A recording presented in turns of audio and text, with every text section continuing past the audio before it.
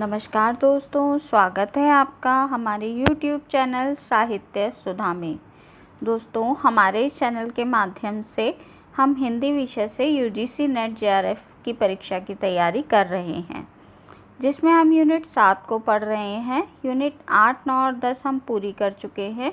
यदि आप भी उन्हें पूरा करना चाहते हैं तो उनकी प्लेलिस्ट का लिंक मैं अपने डिस्क्रिप्शन बॉक्स में दे दूँगी, तो आप भी उन्हें देखकर कंप्लीट कर सकते हैं। दोस्तों, अब बात करते हैं यूनिट 7 की। यूनिट 7 कहानियों की यूनिट है, जिसमें 21 कहानियों को शामिल किया गया है, जिसमें से 17 कहानियों को हम पढ़ चुके हैं। और इसी श्रृंखला में आज हम 18वीं कहानी, जिसका शीर्षक है राजा निर्बंसिया, को पढ़ेंगे। इस कहानी के लेखक श्री कमलेश्वर जी हैं। दोस्तों, सबसे पहले हम श्री कमलेश्वर जी के बारे में तथा उनकी रचनाओं के विषय में जानेंगे, जो परीक्षा के दृष्टिकोण से बहुत उपयोगी है। कमलेश्वर जी का पूरा नाम कमलेश्वर प्रसाद सक्सेना था। उनका जन्म 6 जनवरी 1932 को उत्तर प्रदेश के मैनपुरी ज़िले में हुआ था। उन्होंने 1954 में इलाहाबाद विश्वविद्यालय से हिंदी साहित्य में MA किया। कमलेश्वर 20वीं सदी के सबसे सशक्त लेखकों में माने जाते हैं। कहानी, उपन्यास, पत्रकारिता, स्तंभ लेखन, फिल्म, पटकथा जैसी अनेक विधाओं में इन्होंने अपनी लेखन प्रतिभा का परिचय दिया। कमलेश्वर का लेखन केवल गंभीर साहित्य से ही नहीं जुड़ा, बल्कि उनके लेखन के कई तरह के रंग हमें देखने के लिए मिलते हैं। उनका उपन्यास कितने पाकिस्तान हो या फिर भारतीय राजनीति का एक चेहरा दिखाती उनकी फिल्म आंधी हो, कमलेश्वर का काम एक मानक के तौर पर देखा जाता रहा है। उन्होंने मुंबई में जो टीवी पत्रकारिता की, वो बेहद मायने रखती है। कामगार विश्व नाम के कार्यक्रम में उन्होंने गरीबों, मजदूरों की पीड़ा को अपनी आवाज़ दी। कमलेश्वर की अनेक कहानियों का उर्दू में भी अनुवाद हुआ। उन्होंने फिल्मों के लिए पटकथाएं तो लिखी ही, उनके उपन्यासों पर फिल्में भी बनी। आंधी, मौसम, सारा आकाश, रजनीगंधा, मिस्टर नटवरलाल, सौतन, लैला, राम बलराम आदि फिल्मों की पटकथाएं इन्हीं की कलम से लिखी गई थीं। लोकप्रिय टीवी सीरियल चंद्रकांता के अलावा दर्पण और एक कहानी जैसे धारावाहिक की पटकथा लिखने वाले भी कमलेश्वर ही थे। उन्होंने कई वृत्तचित्रों और कार्यक्रमों का निर्देशन भी किया। भारतीय कथाओं पर आधारित पहला साहित्यिक सीरियल दर्पण भी उन्होंने ही लिखा था। दूरदर्शन पर साहित्यिक कार्यक्रम पत्रिका की शुरुआत इन्हीं के द्वारा की गई। पहली टेलीफिल्म 15 अगस्त के निर्माण का श्रेय भी इन्हीं को जाता है। तकरीबन 7 वर्षों तक दूरदर्शन पर चलने वाला परिक्रमा में सामाजिक, सांस्कृतिक और समस्याओं पर खुली बहस चलाने की दिशा में साहसिक पहल भी कमलेश्वर जी ने ही की थी। कमलेश्वर भारतीय दूरदर्शन के पहले स्क्रिप्ट लेखक के रूप में भी जाने जाते हैं। 1995 में कमलेश्वर को पद्म भूषण से नवाजा गया। 2003 में उन्हें कितने पाकिस्तान उपन्यास के लिए साहित्यिक अकादमी से पुरस्कार से सम्मानित किया गया। सारिका, धर्मयुग, जागरण और दैनिक भास्कर जैसे प्रसिद्ध पत्र पत्रिकाओं के ये संपादक भी रहे हैं। इन्होंने दूरदर्शन के अतिरिक्त महानिदेशक जैसे महत्वपूर्ण दायित्व को भी निभाया है। कमलेश्वर ने अपने 75 साल के जीवन में 12 उपन्यास, 17 कहानी संग्रह और करीब 100 से अधिक फिल्मों की पटकथाएं लिखी हैं।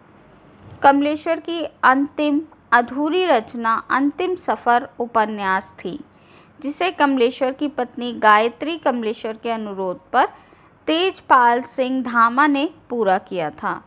हिंद पॉकेट बुक्स ने उसे प्रकाशित किया और यह एक बेस्ट सेलर रहा।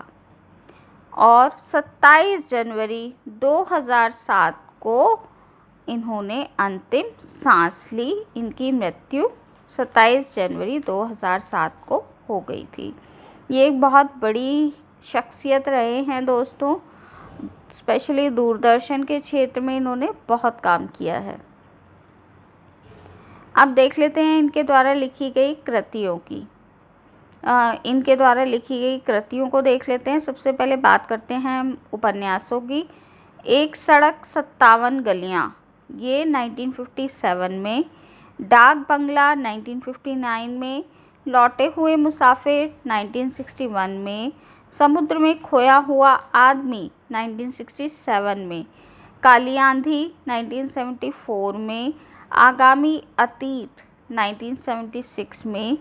तीसरा आदमी 1976 में। वही बात 1980 में। सुबह दोपहर 1982 में। रेगिस्तान 1988 में। कितने पाकिस्तान सन 2000 में।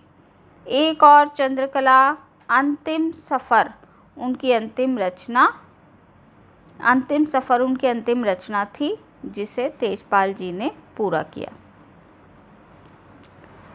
इनकी कुछ प्रसिद्ध कहानियाँ।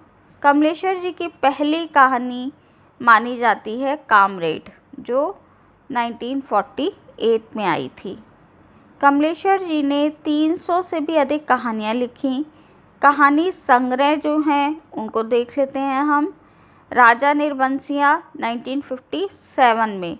कस्बे का आदमी 1957 में। खोई हुई दिशाएं 1963 में। मांस का दरिया 1966 में। बयान 1973 में। आज़ादी मुबारक। जॉर्ज पंचम की नाक 1969 में। अपना एकांत सांप, नीली झील, जोखिम, नागमणि, आसक्ति, जिंदा मुर्दे 1969 में। ये सभी रचनाएं इनकी 1969 की हैं। मुर्दों की दुनिया, स्मारक, इतने अच्छे दिन, ये रचनाएं इनकी 1970 में आई हैं। कथा प्रस्थान 1990 में और कोहरा 1969 में। ये इनकी रचनाएं हैं। जो रचनाएं एक साथ लिखी हुई हैं, सन एंड में लिखा हुआ है उन सभी का, तो आप उन्हें देखकर नोट कर सकते हैं। नई कहानी की बृहत्त्रयी में कमलेश्वर, राजेंद्र यादव और मोहन राकेश, ये तीनों नई कहानी के महत्वपूर्ण हस्ताक्षर माने जाते हैं। यानी कमलेश्वर जी भी नई कहानी के ही लेखक माने जाते हैं, जिसमें राजेंद्र यादव और मोहन राकेश ये तीनों शामिल हैं। कमलेश्वर जी की राजा निर्बंसिया दोहरे कथानक वाली पहली कहानी मानी जाती है। इस कहानी में 2 कथाएं चलती हैं, ये मैं आगे बताऊंगी आपको। तो ये इस तरह की कथा वाली पहली कहानी मानी जाती है। इन्होंने आलोचनाएं भी लिखी हैं। नई कहानी की भूमिका, नई कहानी के बाद, मेरा पन्ना, समांतर सोच, ये इन्होंने कुछ आलोचनाएं लिखी हैं। इनके कुछ यात्रा साहित्य हैं। खंडित यात्राएं, कश्मीर, रात के बाद, ये इनके कुछ यात्रा साहित्य हैं। नाटक जो इन्होंने लिखे हैं उनको देख लेते हैं। अधूरी आवाज़, रेत पर लिखे नाम, हिंदुस्तान हमारा, यहाँ पर दोस्तों रेट नहीं है, रेत है, ये मिसप्रिंटिंग हुई है। रेत पर लिखे नाम, हिंदुस्तान हमारा। कमलेश्वर ने, ये इनके नाटक थे। कमलेश्वर ने 99 फिल्मों के संवाद, कहानी और पटकथा लिखे, जिनके कुछ प्रसिद्ध जो फिल्में थी उनके नाम इस प्रकार हैं। इन्होंने जो फिल्मों की पटकथा और संवाद लिखे उसमें है मौसम 1975 में, आंधी 1975 में, राम बलराम ये 1980 में, साजन की सहेली ये 1981 में, रंग बिरंगी 1983 में, सौतन 1983 में, लैला 1984 में, यह देश 1984 में, सौतन की बेटी 1989 में। ये इन्होंने इन फिल्मों के पटकथा और संवाद लिखे थे। संपादन जो इन्होंने किया, ये हम ऊपर भी पढ़ चुके हैं। कमलेश्वर ने अलग अलग 7 पत्रिकाओं का संपादन किया। विहिन पत्रिका, नई कहानी पत्रिका, इंगित पत्रिका, सारिका पत्रिका, कथा यात्रा पत्रिका, श्री वर्षा पत्रिका और गंगा पत्रिका। ये इन्होंने 7 पत्रिकाओं का संपादन भी किया। इनके सन इनके आगे लिखे हुए हैं, आप देख सकते हैं। अखबारों की भूमिका भी इन्होंने लिखी। कमलेश्वर हिंदी में दैनिक जागरण में 1990 से 1992 तक तथा दैनिक भास्कर में 1997 से लगातार स्तंभ लेखन का काम भी करते रहे हैं। दोनों ही फेमस अखबार हैं, शायद हम लोगों ने ये कभी ना कभी पढ़े भी होंगे। तो इन दोनों में स्तंभ लेखन का कार्य कमलेश्वर ने किया है। अब बात कर लेते हैं आज की कहानी, राजा निर्बंसिया। कहानी के बारे में पहले मैं कुछ आपको बातें बताऊंगी जो आप ध्यानपूर्वक सुने। यह कहानी लोक कथात्मक शैली पर आधारित है। राजा निर्बंसिया कहानी कमलेश्वर की बहुचर्चित कहानी है। राजा निर्बंसिया कहानी ग्रामीण जीवन पर आधारित है। राजा निर्बंसिया कहानी में एक ही समय में पुराने तथा आधुनिक युग की 2 कथाएं साथ साथ चलती हैं।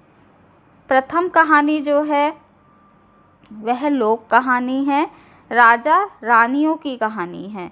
और जो दूसरी कहानी है वह आधुनिक कहानी है, जिसका नायक जगपति और नायिका चंदा है। इनकी व्यथा का वर्णन इस कहानी के अंतर्गत किया गया है। कहानी के पात्रों को देखें तो पात्र भी 2 तरह के ही हैं। इसमें जो नई कहानी के पात्र हैं वे हैं जगपति, चंदा, यानी जगपति चंदा का पति है और चंदा जगपति की पत्नी है। दयाराम जगपति का रिश्तेदार है और दूर के रिश्ते का भाई है। बच्चन सिंह गांव के अस्पताल का कंपाउंडर है। और अब जो पुरानी कहानी है उसमें राजा निर्बंसिया और उसकी रानी, ये 2 पात्र हैं। भटियारिन राजा निर्बंसिया की रानी ही भटियारिन बनकर राजा निर्बंसिया से मिलने के लिए जाती है। ये कहानी के मुख्य पात्र हैं। दोस्तों, अब हम कहानी को देखेंगे, कहानी के सारांश को देखेंगे और कहानी से रिलेटेड सभी इम्पॉर्टेंट चीज़ें मैं आपको यहाँ पर बताऊंगी। कहानी के सारांश को शुरू करने से पहले दोस्तों, मेरा आपसे अनुरोध है कि यदि आपको मेरी वीडियो अच्छी लगे तो मेरे चैनल को सब्सक्राइब करना ना भूलें। वीडियो को पूरा देखें, लाइक और शेयर भी कीजिए, साथ ही बेल आइकन को भी दबा दें ताकि मेरी आने वाली सभी वीडियो की नोटिफिकेशन आपको मिल सके। चलिए दोस्तों, कहानी को देख लेते हैं। राजा निर्बंसिया कमलेश्वर जी की एक बहुचर्चित कहानी है। अपनी विषमता और विराटता में यह कहानी जीवन के विविध पक्षों का परामर्श कर यथार्थ की अभिव्यक्ति करती है। यह कहानी आधुनिक भाव बोध कराने में पूरी तरह समर्थ है। इस कहानी का प्रकाशन फरवरी 1957 में हुआ था। इस कहानी में लेखक ने परिवेश और वातावरण में आधुनिक मूल्यों की खोज की है।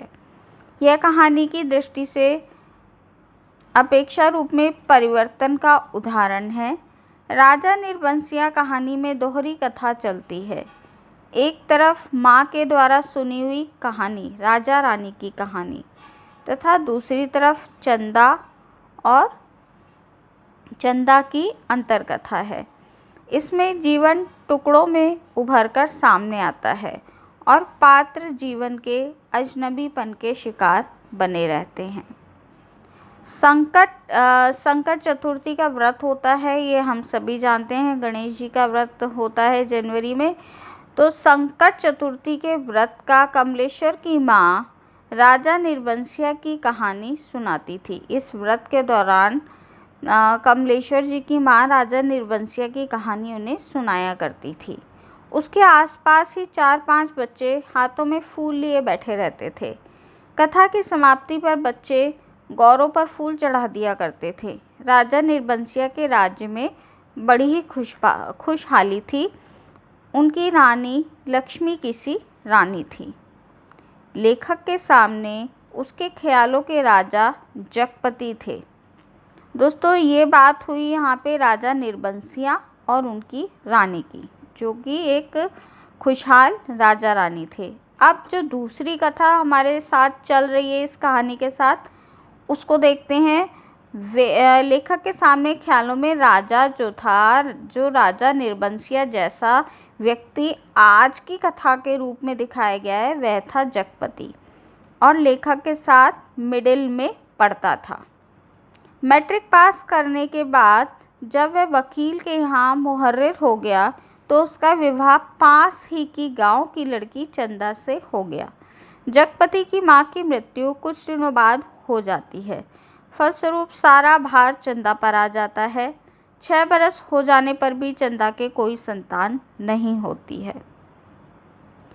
अब फिर यहाँ थोड़ा टुकड़ा इस कहानी का है। अब फिर वही इसे पुरानी कहानी से रिलेट करके देखा जाता है। माँ कहानी सुनाया करती थी कि राजा निर्बंसिया शिकार खेलने जाया करते थे। पहले वे 7वें दिन अवश्य लौट आते थे, परंतु इस बार नहीं लौटे। रानी को बहुत चिंता हुई। वह मंत्री को साथ लेकर राजा की खोज में निकल पड़ी। लेखक के निर्बंसिया राजा को दूर के गांव में, अब यहाँ से बात हो रही है जिसको लेखक अब का राजा मान रहा है, जगपति की। लेखक के निर्बंसिया राजा को दूर के गांव में दयाराम की शादी में जाना पड़ा था, यानी जगपति को दयाराम की शादी में जाना पड़ा था। वह चंदा से 10वें दिन लौट आने के लिए कह गया था, परंतु दयाराम के घर डाका पड़ जाता है और उसमें वह घायल होकर अस्पताल पहुंच जाता है। चंदा उसकी खोज में अस्पताल पहुंचती है और चंदा की आर्थिक स्थिति ठीक नहीं थी।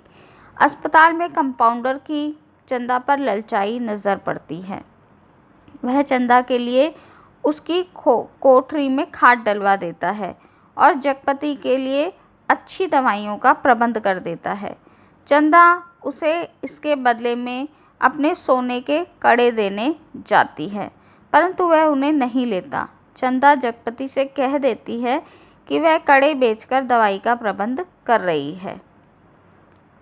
अब इतने पोर्शन के बाद आगे बात होती है पुराने राजा रानी की। माँ कहानी आगे बढ़ाती हुई कहती है कि रानी मंत्री के साथ जब निराश होकर वापस लौटती है, जब वह राजा को ढूंढने जाती है जो 7 दिन से वापस नहीं आया था शिकार खेलकर, तो रानी उसे मंत्री के साथ ढूंढने जाती है और जब निराश होकर वापस लौटती है तो उसे राजा घर में ही उपस्थित मिलते हैं। राजा को मंत्री के साथ रानी का जाना उचित नहीं लगता। राजा रानी दोनों आपस में एक दूसरे को बहुत चाहते थे, परंतु संतान न होने से लोक परलोक बिगड़ जाने के डर से दुखी थे। अब ये बात हो गई पुरानी कहानी की। अब फिर बात जगपति और चंदा की कहानी की आ जाती है। जो बच्चन सिंह था, यानी जो कंपाउंडर था अस्पताल का, बच्चन सिंह का तबादला मैनपुरी के सदर अस्पताल में हो जाता है। 15-20 दिन बाद जगपति की हालत सुधर जाती है और चंदा समेत वह घर लौट आते हैं। चाची दोनों को देखते हुए व्यंग का बाण छोड़ती है। पहले तो चंदा ने कहा था कि अपने दोनों सोने के कड़े बेचकर उसने जगपति का इलाज करवाया है, पर बाद में घर लौटने पर जब जगपति ने दोनों कड़ों को उसी के हाथों में पाया तो उसका संदेह और अधिक बढ़ जाता है। बेकारी के आलम में वह परिस्थितियों से समझौता करके बच्चन सिंह के सौजन्य से लकड़ी का टाल खोल देता है। अब वह बेकार नहीं है, तेजी से उसका व्यापार आगे बढ़ने लगा है। बच्चन सिंह रोज उसके घर आता है और अब वह एक परिवार का हिस्सा बन गया है। चंदा से उसके नज़दीकियों से तथा उसके अनैतिक संबंधों को आप सभी जानते हैं और किसी से यह बात छुपी नहीं है कि चंदा और बच्चन सिंह के बीच कुछ अनैतिक संबंध हैं। 6 वर्षों बाद बच्चन सिंह से चंदा को गर्भ रह जाता है। गांव के लोगों में कानाफूसी होने लगती है। जगपति का समाज में जीना दुर्भर हो जाता है। उसकी चंदा से इस बात को लेकर तकरार हुई और अपने भाई को बुलवाकर वे मायके चली जाती है और वहाँ उसके एक लड़का पैदा होता है। वह ससुराल न जाकर वहीं किसी और के साथ रहने लगती है। जगपति हर प्रकार से तन मन और पैसे से कमज़ोर है, कर्ज में लदा हुआ है और समाज का हर कोना उसके प्रति घृणा का भाव रखता है। बच्चे और चंदा को लेकर एक अजीब सा द्वंद्व उसके मन में उभरता है और टूटा हुआ जगपति एक दिन तेल और अफीम पीकर मर जाता है। वह पर्चे में लिखकर जाता है कि उसे रुपए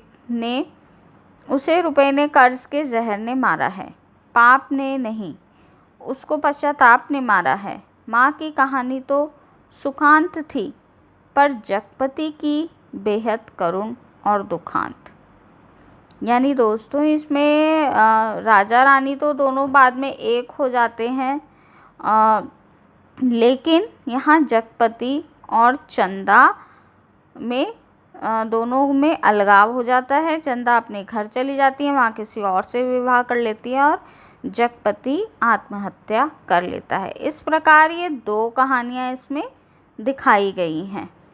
जैसे कि यहाँ जगपति और चंदा में अलगाव होता है, बच्चन सिंह के साथ चंदा के अनैतिक संबंध होते हैं, इसी प्रकार पुरानी कहानी में रानी के जो संबंध थे वो उसके मंत्री के साथ बन जाते हैं, क्योंकि रानी भी माँ नहीं बन पाई थी, लेकिन मंत्री के साथ संबंधों से वह माँ बन जाती है। और लेकिन राजा और रानी को संतान की आवश्यकता थी, तो दोनों इस बात को स्वीकार करके एक साथ रहने लगते हैं। लेकिन नए ज़माने में ऐसा नहीं हुआ और जगपति ने जहर खाकर आत्महत्या कर ली। ये इस कहानी का मूल है जो आपको समझना है। अब बात कर लेते हैं इस कहानी के भाषा शैली और शिल्प की। कमलेश्वर की राजा निर्बंसिया कहानी का शीर्षक कहानी में आधुनिक सामाजिक विरूपताओं और विसंगतियों का चित्रण है। आज की व्यक्ति और समाज में व्याप्त अस्थिरता, अनास्था, कुंठा, अनिश्चितता की स्थिति को उन्होंने अपने पात्रों के शारीरिक पृष्ठों में रखा है तथा उन्हीं संदर्भों में उन्हें तोला है और परखा है। कमलेश्वर कहानी में नएपन के पक्षपाती रहे हैं, परंतु वह उसे आज की जिंदगी से जोड़ना भी आवश्यक समझते हैं। इस रूप में वह कल्पना पर नहीं, यथार्थ पर बल देते हैं। राजा निर्बंसिया कहानी में जगपति, चंदा और कंपाउंडर ये तीनों विविध रूपों में आए हैं। जहां जगपति कंपाउंडर से कुछ रुपए उधार लेकर उन्हें वापस नहीं कर पाता, उसके विडंबनापरक परिणाम उसके सामने आते हैं। वहाँ जगपति का एकांकीपन, उसकी स्थिति की भयंकरता दिखाई देती है। कहानी में लोक कथा का उपयोग केवल शिल्प संबंधी नवीनता के लिए ही नहीं किया गया, बल्कि अतीत की एक कथा वर्तमान की वास्तविकता की स्थिति को उभारने के लिए भी प्रस्तुत की गई है। कि अतीत में ऐसा दिखाया गया कि राजा रानी फिर से एक साथ रहने लगते हैं, परंतु वास्तविकता आज के समय में कुछ और है और आज के समय में इस चीज़ को स्वीकार नहीं किया गया, इसीलिए जगपति ने आत्महत्या कर ली और चंदा उसे छोड़कर चली गई। अब इस कहानी का उद्देश्य और शीर्षक की बात करें तो कहानी के माध्यम से लेखक ने सामाजिक जीवन की विसंगतियों और अव्यवस्था पर प्रकाश डाला है। आधुनिक समाज में बदलते मूल्यों से परिचय कराना भी उसका उद्देश्य रहा है। उसके पास लोक जीवन और संस्कृति का गहरा अनुभव है। इसे वह कैसे भी अपने पाठकों के अनुभव का विषय बनाना चाहता है। समाज में अच्छाइयाँ बुराइयाँ दोनों समान रूपों में विद्यमान हैं। यह हमारे विवेक पर निर्भर करता है कि हम किस चीज़ को अपनाएं और कैसा आचरण करें। कहानी का शीर्षक जिज्ञासा और कौतूहल जागृत करने वाला है। इसका अंत इतना प्रभावक है कि पाठक के मन पर अमिट और दुर्निवार प्रभाव छोड़ता है। कुल मिलाकर यह कहानी अपने में सर्वांगपूर्ण, सफल कहानी है और कमलेश्वर की श्रेष्ठतम कहानियों में से एक है। तो दोस्तों, यहाँ ये कहानी का सारांश मैं समाप्त करती हूँ। उम्मीद करती हूँ कि आपको समझ आया होगा कहानी में क्या कहने का प्रयास किया हुआ है, दो कहानी कैसे एक साथ चलती हैं। समझ आया हो, वीडियो अच्छी लगी हो तो कमेंट करके ज़रूर बताइए। मिलती हूँ आपसे अगली वीडियो में अगले टॉपिक के साथ। तब तक के लिए नमस्कार।